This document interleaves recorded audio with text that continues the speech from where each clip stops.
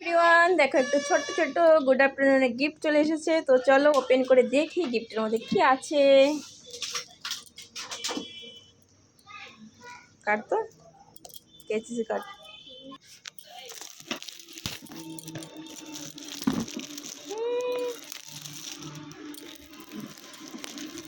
हल्का हल्का दिख ही रहा है तो देखते हैं अंदर में क्या है। खोलो तो उसको खोलो, उसको खोलो।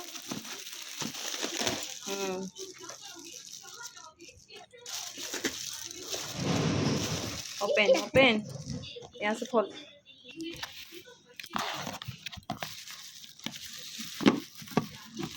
खोल तो निकाल दो बेटा। अच्छा उधर टान उधर टान उधर टान। उल्टो उल्टो। क्या है? ये तो देखता है क्या है।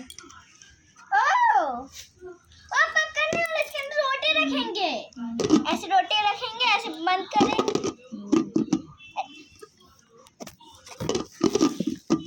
ऐसे बंद करेंगे और ऐसे लेकर जाएंगे और ऐसे रख देंगे, फिर ऐसे ओपन करेंगे, रोटी निकालेंगे। बहुत अच्छा गिफ्ट है যে দিয়েছে তাকে অনেক অনেক ধন্যবাদ।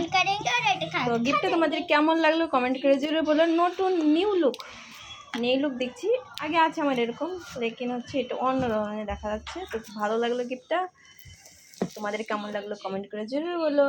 রাধে রাধে।